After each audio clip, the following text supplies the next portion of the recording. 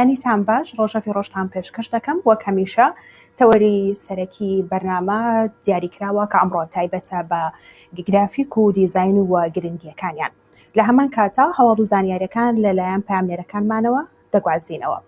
دیارە کە باسی تەوەری بەرنامەکە دەکەم باسی گرنگی گرافیک دیزاین دەکەین. گرافیک دیزاین دەتوانین بڵین کە مێژووی گرافیک دیزاین دەگەڕێتەوە بۆ سەرەتای دروستبوونی مرۆڤ کە لە ئەشکەوتەکانەوە لە ڕێگەی هێما و نووسین لە سەر دیواری ئەشکەوتەکان بەکاریان هێناوە، بەڵام دواتر لە سەردەمە جیاوازەکاندا گەشەی تەواوەتی بەخۆیەوە بینەوە تا ئێستاش بەردەوامە کە سەرجەم براند و کۆمپانیاکان کاری لەسەر دەکەن و گرنگی پێدەدەن. بۆ ئەم مەبەستە لە بەشی دووەمی ڕۆژەف بەرنامەکە تایبەت ئەبێت بە گرافیک دیزاین بە میوانداری بەڕێز کۆسار ئازاد کە خاوەن و بەڕێوەبەری کۆمپانیای ئارت گرافیکە. سەرەتا دەچمە هەولێر پاملێرمان هەوراز ببوورە، دەچمە هەولێر پاملێرمان هەژار بەیانیت باش. بەیانی ئێوە و بینەرانی شارپرێس باش. کار و چالاکیەکان ئەمڕۆ لە هەولێر چییە گەر بکرێت بە ئێمە و بینەران و بیسەران بڵێت؟ بەڵێ وەک ئاشکرا دوێنێ ژووری لیژنەی باڵای بەرەنگاربوونەوەی کۆڕۆنا بڕیارێکی دەرکرد کە هاتوچۆ لە نێوان هەرێمی کوردستان و شارۆچکانی ناوەڕاست و باشووری عێراق قەدەغەی هاتوچۆی تێدا ڕاگەیاند. ئەمەش دوای ئەوە دێت کە ڕۆژ دوای ڕۆژ با بڵین ژمارەی توشبوانی بە ڤایرۆسی کۆڕۆنا لە هەڵکشاندایە بۆ مەترسیەکان زۆر لەوە گەورەترن کە ئەو ژمارەنە ڕادەگەێنن پێی هەندێک زانیاری ئێمە بەشیشی زۆر لە پزیشکان و بەڕێوەبەرانی تایبەت بە نەخۆشخانەکانی کۆڕۆنا تووشی ڤایرۆسەکە بوونە. جگە لەمەش هەر بەگوێرەی زانیاریەکانی ئێمە لە ئێستادا لیژنەی باڵای بەرەنگاربوونەوەی کۆڕۆنا ئامادەکاری دەکات. پێشبینیەوە دەکرێت لە چەند ڕۆژی داهاتوو بە تایبەت لە دوای دەیمان دەتوانین با بڵین لە هەفتەی داهاتوو قەدەغەی هاتوچۆ لە نێو سەنتەری شارەکان بە شێوەی جوزئی ڕابگەێنرێت دۆخەکە زۆر لەوە خراپترەوە ڕۆژ بە ڕۆژ بەرەو ژمارەکان بەرەو زیاتر دەڕۆت. ئەمە تایبەت بە کۆڕۆنا و کاتژمێردا لە شارۆچکەی قوشتەپا ڕێکخراوی سویدی بە هەماهەنگی لەگەڵ کۆمیسیۆنی پەنابران لە ئاژانسی نەتەوەیە یەکگرتووەکان هەڵمەتێکی نەمامچاندن وەک گرنگیدان بە هۆشیاری ژینگەیی لەوێ ئەنجام دەدەن. کاتژمێری 11 هەر یەکە لە حزبی شوعی کوردستان و حزبی زەحمەتشانی کوردستان و بژنەوەی دیموکراتی گەلی کوردستان یادداشتێکی ناڕەزایی دەدەنە لیژنەی وزە و سامانە سروشتەکان لە پەرلەمانی کوردستان لە بەرامبەر بە تایبەتکردنی کەرتی کارەبا کە دوێنێ کۆبوونەوەیەک لە نێوان ئەو لیژنەیە و وەزیری کارەبا بەڕێوە چوو ڕەنگە لە چەند مانجی داهاتوویە لە ئایندیشی زۆر نزیکتردا ئەم پرۆژە یاسایە و ئەم بڕیارە دەربچێت کە کەرتی کارەبا لە هەرێمی کوردستان لە کەرتی گشتێ بگوازرێتەوە بۆ کەرتی تایبەت. جگە لەمە کاتژمێر 12 هەر تایبەت بە کۆڕۆنا بە ئامادەبوونی پارێزگاری هەولێر و قۆنسوڵی گشتی ئەڵمانیا لە شاری هەولێر لە بەردەم قایمەتی شاری هەولێر هەڵمەتێکی هۆشیاری خۆپارێزی تایبەت بە کۆڕۆنا ڕادگەێنرێت بۆیە ئەوێشیان دیاریکردەوە چکە قایمە دەکرێتە ناوەندی بازار و لەوێەوە هەڵمەتەکە ڕادگەێنرێت.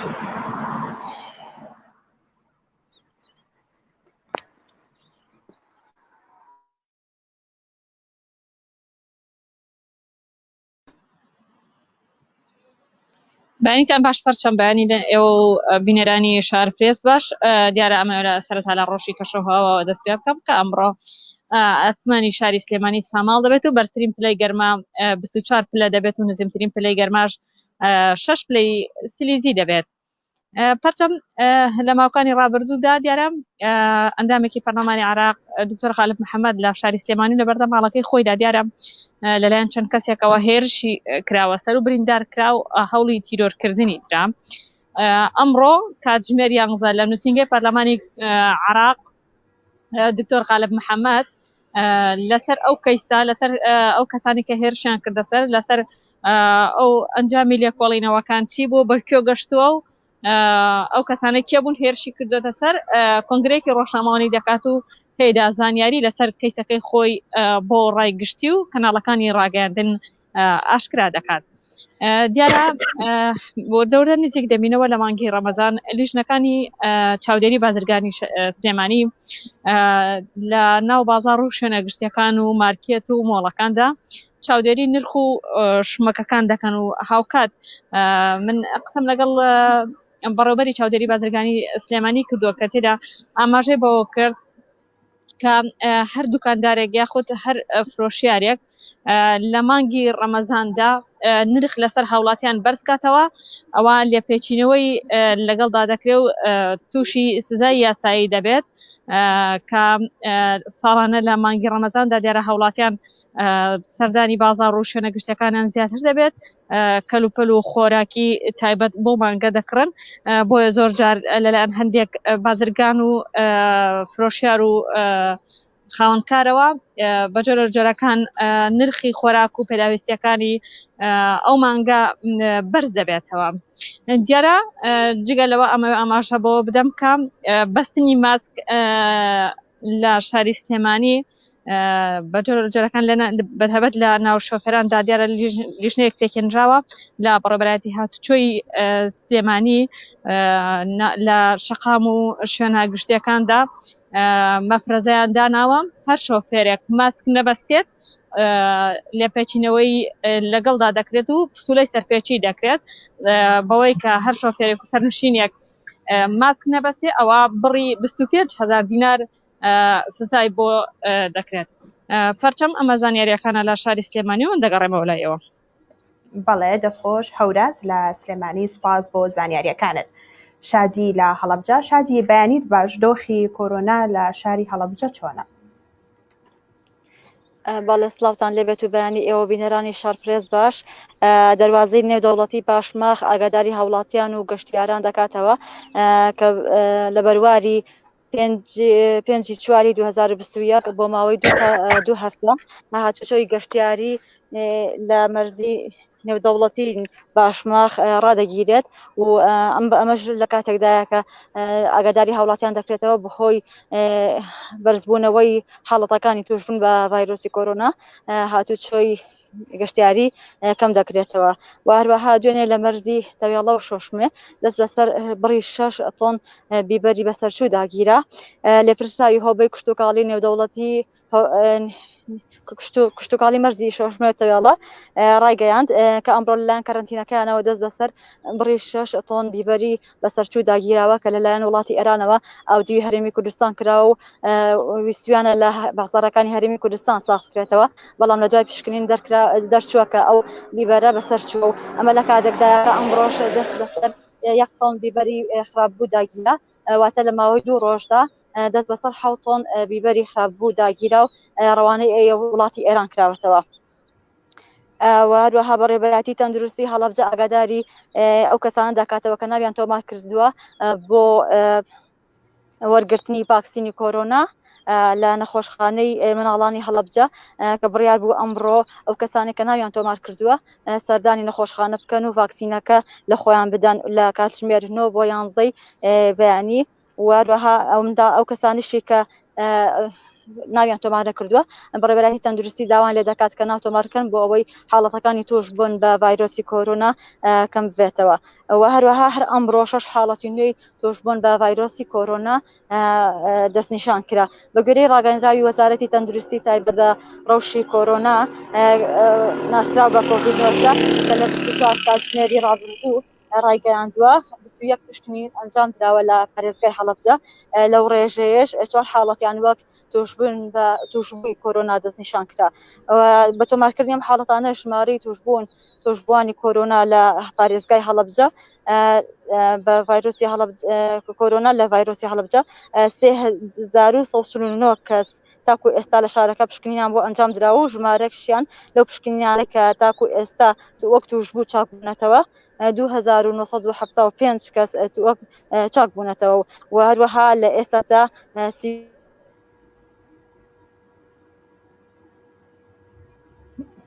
بەڵێ شادی بەڵێ سوپاس بۆ پامێرمان شادی لە هەڵەبجە دەچینە گەرمیان ڕێبین بەیانیت باش کار و چالاکیەکان ئەمڕۆ لە گەرمیان چییە؟ بەیانی باش بەیانی بینەرانی شارپرێس باش سەرەتا بێ بە دوو هەواڵی خۆش دەست پێ بکەم کە یەکەمەوەیە 1000 پارچە زەوی کارڕێکارە یاسایی و کارگێڕەکانی تەواو بۆ دابەشەکرێ بەسەر زیندانیانی سیاسی لە گەرمیان و لە کفری 2900 یەکەی نیشتەجێبوون دروست دەکرێت لەلایەن کۆمپانیایەکەوە و ئەویش ڕێکارە یاسایی و کارگێڕەکانی تەواو بوو و بە فۆرم دابەشەکرێ بە سەر مامۆستایان و فەرمانبەرانی قەزای کفریدا. دوێنێ ڕێکخراوێکی ژینگەیی دوو راپۆرتی ئامادە کردووە. راپۆرتەکانی ڕادستی یان پێشکەش بە سەرپەرشتیاری ئیدارەی گەرمیان کردووە. یەکێک لە راپۆرتەکان تایبەتە بە ڕاگەاندنی وشکە ساڵی و چۆنێتی بەرەنگاربوونەوەی ساڵێکی وشکە ساڵی و داوای ئەوە لە سەرپەرشتیاری گەرمیانەکەن کە بودجەیەکی تایبەت لە حکوومەت داوا بکەن چونکە کاتێک کە وشکە ساڵی ڕوبەڕووی هەر شوێنەکە بێتەوە پێویستی بە دابینکردنی کۆمەڵێک پێداویستی هەیە بە تایبەت یەکێک لەوانە ئاوی خواردنەوەی بۆ شوێنانەی کە ئاوی خواردنەوەیان لێ ئەبڕێت ینی ئاوەکانیان نوش سەرچاوی ئاوەکانی وشکە بێت و تا ئێستا بە نزیکەی ئەوەی خەمڵێنراوە لە سا هەفتای کشتتوکاڵی گەرمیان لە ناوەچێ ئەو بەرهەمی نابێت بەرەوەی تا ئێستا لە نیوەی پێویست کەمتر باران باریوە. راپۆرتی دووەمیش تایبەتە بەو سەرچاوە ئاویانەی کە لە وڵاتی ئێرانەوە دێنە هەرێمی کوردستان ئەوەش پێویستە کۆبوونەوەی بەپەلەی لەسەر بکرێت و حکوومەتی هەرێمی کوردستان و حکوومەتی عێراق خەمخۆر بن لەو ڕۆ لەگەڵ ئێران گفتوگۆ بکەن چونکە ئەمساڵ لە گەرمیان وشکە ساڵی ئەوە ڕێژەی ئەو کەمە بێتەوە پێویستە لەگەڵ وڵاتی ئێران دانوستان بکەن تاوەکو ئاوی زیاتر یان چاوی لە ئەوە بێت کە ساڵ خەڵک پێویستی زیاتری بە ئاوە. ئامارەکانی کۆرۆنا لە ڕۆژی ڕابردوو 66 کەس توش بووە و 7 کەس چاک بوونەتەوە و 1 کەسیش گیانی لەدەست داوە. ئەوەی کەماوەتەوە بیڵێم کۆتا هەواڵ ئەوەیە ئەمڕۆ بڕیارە وەزیری بازرگانی هەرێمی کوردستان سەردانی گەرمیان بکات لەگەڵ سەرپەرشتیاری ئیدارەی گەرمیان و بازرگانەکان لە گەرمیان کۆ ببێتەوە دواتریش سەردانی مەرجی پەروێزخان کا لە ئێستادا مەرجی پەروێزخان کە بە ڕووی گەشتیارانە ڕاگیراوە تەنها هاتوچۆی بازرگانی و شتومەک و کاڵای لێەوە ئەکرێت. زۆر سپاس ئەمە تەواوی زانیارەکان بوو پەرچەمە گەڕێمەوە لایت. بەڵێ دەست خۆش ڕێبوو سپاس بۆ پامێرەکانمان لە شارەکانی هەولێر و سلێمانی و هەڵەبجە و گەرمیان بۆ هەواڵ و زانیاریەکانی ئەمڕۆیان لە ڕۆژەو. بەڵێ تەوەری جۆمی بەرنامەکان تایبەتە بە کاری گرافیک و دیزاین بە میوانداری بەڕێز کۆسار ئازاد ڕاستەوخۆ لەگەڵمان میوانە. کا کۆسار بەیانیت باش ئەگە سەرەتا پێمان بڵێ گرافیک دیزاین چییە و بۆچی مەبەستێ بەکاردێت؟ بەیانی ئێوەش باش زۆر سپاس بۆم دەرفەتە سپاس بۆ شارپرێس. پرسیارەکەت زۆر گشتگیرە یعنی ئەتوانین زۆر بە چڕی قسەی لەسەر بکەین بەڵام گرنگی دیزاین زۆرە چونکە وەک ئاماژەت پێکرد لە دێر زەمانەوە هەر لەو ساتەوەی کە مرۆڤ دەستی بە نووسین کردووە لە بە قۆناغەکانی ژیانە کە تێپەڕیوە بە چەندین قۆناغی جیاوازە دیزاین کاریگەری خۆی هەبووە لەسەر ژیانی هەر تاکێشی کۆمەڵگا. بۆیە دیزاین ئەوەی کە ئێمە ئەتوانین قسەی لەسەر بکەین دیزایانی بواری چاپەمەنیە کە تایبەتمەندی لەو بوارەیە. دیزایانی چاپەمەنی لە زۆر قۆناغا کۆمپانیاکان و دەستگا و دامەزراوەکان ئیشیان لەسەر کردووە بەڵام ئیتر بەنسبەت خۆمانەوە وەکو هەرێمی کوردستان ساڵانێکی زۆر کەمە کە کۆمپانیاکان دامەزراوەکان ئیهتیمام بەو بوارە ئێن و ئیشی لەسەر ئەەکەن.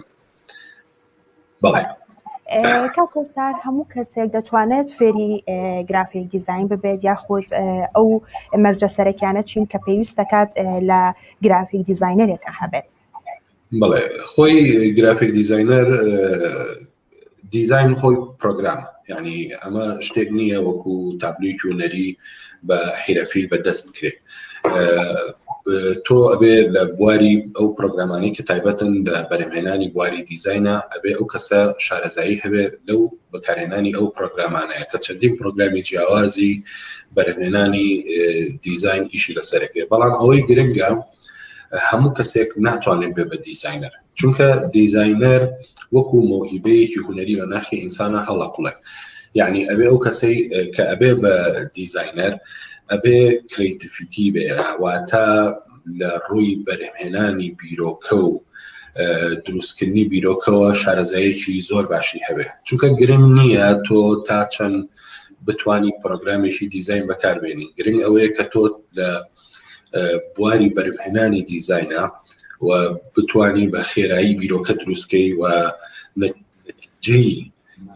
نەتیجەی باش بێ بەدەستەوە. چونکە دیزاین مەفهومێکی گشتگیر و گەورەیە، یعنی لە چوارچێوەی یەک پالێتا کۆ نابێتەوە. چونکە تۆ کە یەکتە دیزاینی مەسەڵەن بۆ نمونە دیزاینی پۆستەرێک بە ئەنجامەگەیەنی ئەبێ مەودای بینینی بینەر بۆ ئەو دیزاینە زۆر زۆر فراوان بێ و دیزاینەر ئەو کەسەیە کە ئەبێ ڕەچاوی ئەو کاکە چێ ئەم پۆستەرە ئەبینێ و ئایا ئەم پۆستەرە بۆ چه ئامانجێ دیزاین کراوە. کۆکۆسەر ئەمە ئەو پرسیارەت لێ بکەم بە تایبەت لە ناوەندەکانی خوێندندا لە زانکۆکاندا بەشێک هەیە بە ناوی بەشی دیزاین، تا چەندێک ئەمە توانیوێتی کە دیزاینەرێکی باش پێ بگەێنێت؟ خۆی هەموو ڕشتەیەکی زانستی شەرت نییە ئەو کەسانی کە ئەو قۆلاغە تەواوەکەن بتوانن لەو بوارەیە ببنە کەسێکی تایبەتمەندی زۆر باش. ئەوەی ئەگەڕێمەوە سەرەتای قسەکانم مەوزوعەکە چییە؟ مەوزوعەکە ئەمە مەوهیبەیەکی هونەریە، یعنی تەنها تۆ کە لە قۆناغێکی خوێندنا تەواویەکەی ئەگینا مەسەڵەن ساڵانە چەندین ئەندازیار بەرهەمەیە، چەندین دکتۆر بەرهەمەیە، چەندین کەس لە ڕشتەی جیاواز خوێندن تەواوەکەن، بەڵام نەیانتوانیەوە ببنە شەرنی هەمووی بێ بە کەسێکی بەرهەمهێن بۆ کۆمەڵگاکەی و کەسێکی بەتوانە بۆ کۆمەڵگاکەی. لە مەسەلەی دیزاینیشە بە هەمان شێوە، یعنی لەو زانکۆیانەی کە بواری هونەری ئەخوێنن بەشێکی تایە بە ناوی گرافیکەوە، بەڵام هەموو کەسێک ناتوانێت بێ بە گرافیک دیزاینەر، چونکە دیزاین وەکو پێم وتی جیهانێکی جیاوازە، جیهانێکی فراوانە، تایبەتمەندی زۆر باشی ئەو کەسانی کە بن بە دیزاینەر ئەبێ ڕوویا و بینینیان بۆ شتەکان، بۆ ڕەنگ، بۆ ستراکچەر، بۆ بابەتی ڕێخستنی ئەو ماوادانەی کە لە بەردەستیانە لە ڕووی دیزاینەوە، یعنی شتەکان زۆر جیاوازە. بۆیە شەرت نییە ئەوانەی کە قۆناغی خوێندنی دیزاین تەواوەکەن بتوانن ببنە کەسێکی سەرکەوتوو لە بەرهەمهێنانی دیزاینە. بەڵێ، پێشکەوتنە تەکنەلۆژیەکان تا چەند کاریگەری هەبووە بە تایبەتی لە جیهانیشدا، ئەوەی کە بەڕێستان بەڕێوەبەر و خاوەنی کۆمپانیایەکی گرافیکن؟ بێگومان، یعنی ئێمە لە جیهانی دەرەوە، چونکە هەرێمی کوردستان خۆتەزانی هەرێمێکی بچووکە، لە بواری ئابووریا چەند ساڵێکی کەمە چۆتە پێشەوە لەو مەجالەیە. تازە ئێمە بە ئەزمموی ئیشەکەی خۆمانە ئەزانین، تازە کۆمپانیاکان دامەزراوە ئابووریەکان بیر لەوەکەنەوە کە دیزاین کارەگەری خۆی هەیە. بێگومان لە جیهانی دەرەوە دیزاین بۆتە شتێکی ئەساسیات لە بەڕێوەبردنی کار، لە دروستکردنی پرۆژە، لە هەموو ئەمانەیە زۆر کاریگەری هەیە و ئیحتیمامی پێدرێ.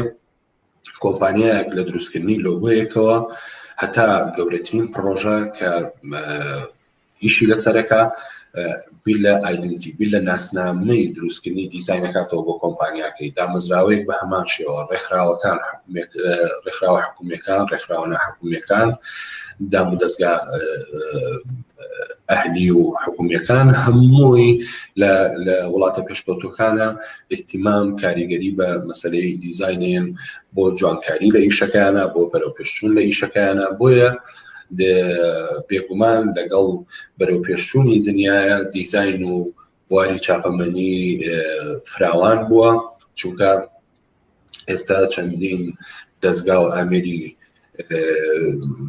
زۆر پێشکەوتوو لە چاپ و لە بەرهەمهێنانی کەرەستەکانی دیزاینە دروست بووە کە لەسەر و بیرکردنەوەی مرۆڤەوەن کە لە پێشکەوتنایە. بۆیە هەموو قۆناغەکان بۆ خۆی لەگەڵ ڕەوتی دیزاینە لەگەڵ ڕەوتی ئەوەیە چۆتە پێشەوە. بەڵێ تا چەندێک باسی ئەوەت کرد کە بەهۆی ئامێری پێشکەوتوش لە ئێستادا هەیە، بە تایبەتی ئەو ئامێرانە تا چەندێک کاری کردوتە سەر کەسێکی دیزاینەر، ئەمە بۆتە هۆی ئەوەی کە لە تواناکانی کەم بکاتەوە یاخود هۆکارێک بۆ ئەوەی کە بەرەو پێشەوە بچێ زیاتر؟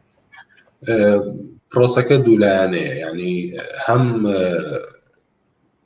ئەرکی سەر دیزاینەری قورس کردووە، چکە مەسەڵەن بۆ نمونە دیزاینەر جاران خۆی دیزاین سێ شێوازی هەیە، ینی گۆڵی دیزاین هەیە تایبەت بە سۆشیال میدیا و ئەوانەی کە لە سایتەکان و لە پیجەکانە بڵاوە بێتەوە. ئەمانە مەسەڵەن دیزاینەر ئازادە لەوەی کە چۆن دیزاینەکانیەکە، بەڵام کە ئەچێتە بواری پرۆسەی چاپەمەنیەوە دیزاینەر لە قاڵب ئەدرێ. مەسەڵەن بۆ نمونە ئەبێ ئەو دیزاینەرە شارەزا بێت لەوەی کە چۆن مەسەڵەن بەرگی کتێبێ دیزاینەکە، ئەبێ شارەزا بێت لەوەی کە چۆن کارتێ دیزاینەکە، ئەبێ شارەزا بێت لەوەی کە چۆن کەتەلۆگێ دیزاینەکە. تەنها لە شاشەکەیانی مەسبێنی ئەچێتە پرۆسەی چاپکردنەوە، ئەچێتە قۆناغی بەرهەمهێنانی کاغەزەوە، ئەبێ شارەزاییەوەی هەبێت چۆن ئەم ڕەنانە دابەشەکە، چۆن پێداویستیەکانی ئەوەی کە لە نەتیجەیە بەرهەمێنرێ ئەمە بتوانە ڕێک بخات و نەتیجەیەکی باشی هەبێت. چونکە ناڵێم چەند تەکنۆلۆژیا بچێتە پێشەوە مرۆڤایەتی هەر پێویستی بە ئیش دەستی دیزاینەر ئەبێت، چونکە مەسەڵەن بەڵام پرۆگرامەکان زۆر شتیان بۆ دیزاینەر ئاسان کردووە. بۆ نمونە تۆ وەکو دیزاینەر پێویست بە دروستکردنی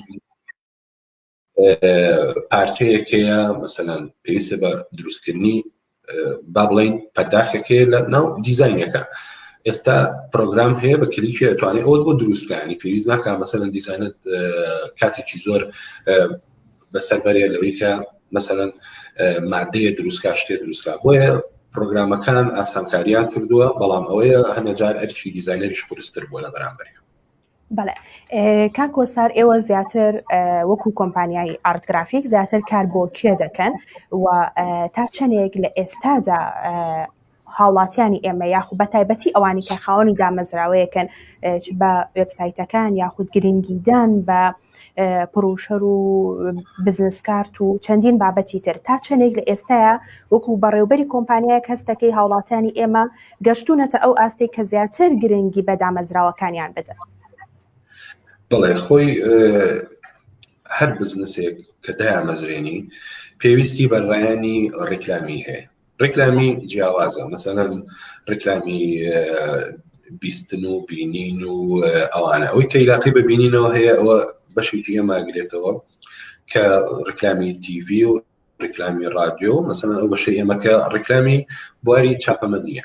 بۆیە بێگومان ئێستا بۆ ئەزمونەی کە ئێمە چەندین ساڵە هەمانە لەم مەجالەیە کۆمپانیاکان دامەزراوەکان گەیشتنەتە ئاستی ئەوەی کە بڵێ دیزاین گرنگی تایبەتی خۆی هەیە بۆ بەرەوپێشچوونی کارەکان.